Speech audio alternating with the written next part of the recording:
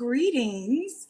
If you're here and part of the Love Learning You digital learning community, today I am getting ready to eat breakfast and take my first bite of toast. So, if you are here, I want to invite you to just get ready for your day with me.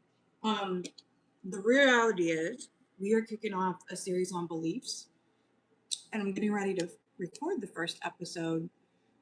I was doing a little bit of research on the origins of the word belief to just see when it started really being utilized in humanity to our knowledge. And that would be around the 12th century. And then before that, there were other related terms and words. Now, belief started to evolve in the 14 and 1500s to really center around a god or deity, God. Okay. But there's this very interesting thing I'm finding as I conduct more research. Specifically, I am a cultural psychology researcher, but I wanted to do this 4-part series on beliefs right here because there are so many polarizing beliefs in our society at this point. And part of that, I think, is just because humans, we evolve at different rates and we all need different amounts of time and space to also be okay with change.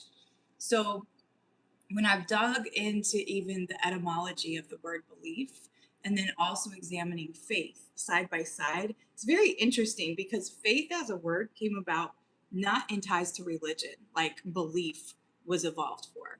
Belief, when religion came into the scene, organized religion, institutions related to religions, then you started seeing people use it more as a verb and an action word to believe.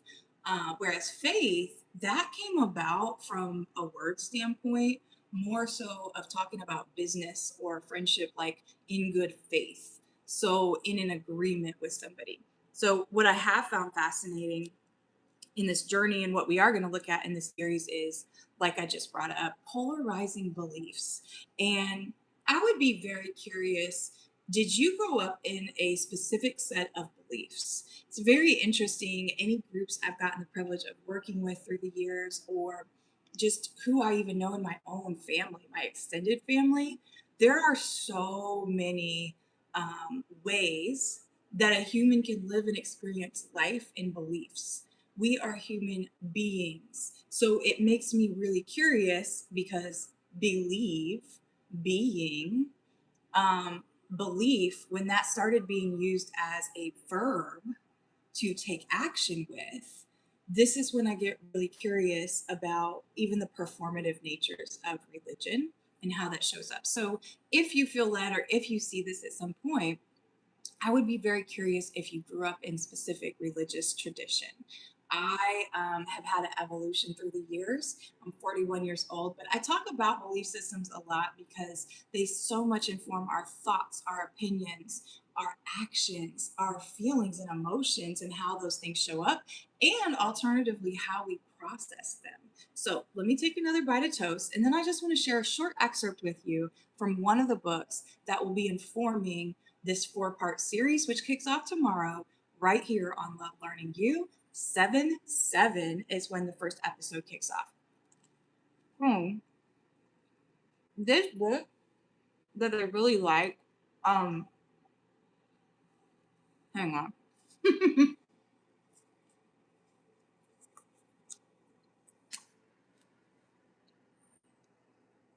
It's called Don't Believe Everything You Think.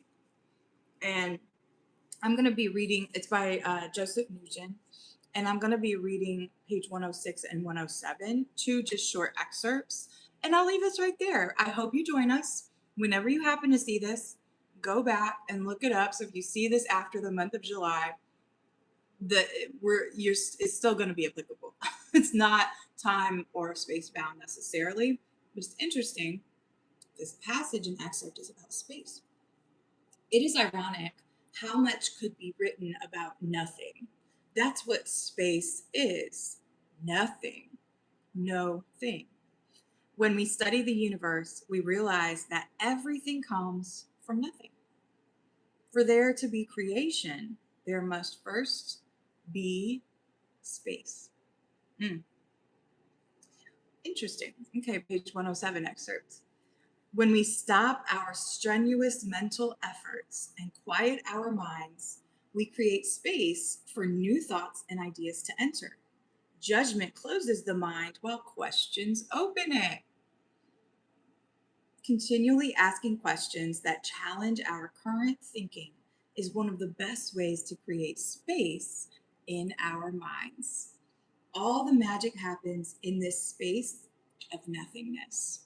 So, in this space, especially then the second episode of this 4-part series on beliefs, that I'm going to go pretty deep with unpacking kind of the brain science and personality structure science behind why our beliefs drive so much of our actions, our behaviors, our thoughts, our opinions, etc., and how beliefs have been kind of instituted and forced on many populations across the globe through very intentional and strategic design. So I hope you'll tune in.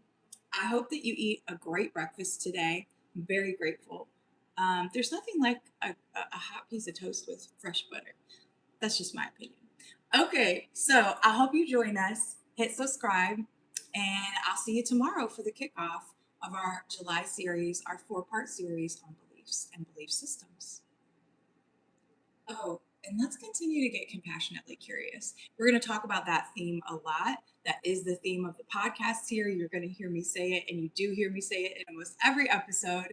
Let's continue to get compassionately curious. We're going to talk a lot about that juxtaposition between certainty, confidence, compassion, and curiosity throughout this whole series, and how those show up as driven by our internalized beliefs, some of which we don't even realize we're kind of like operating on autopilot with. So, okay. Take care. See you soon.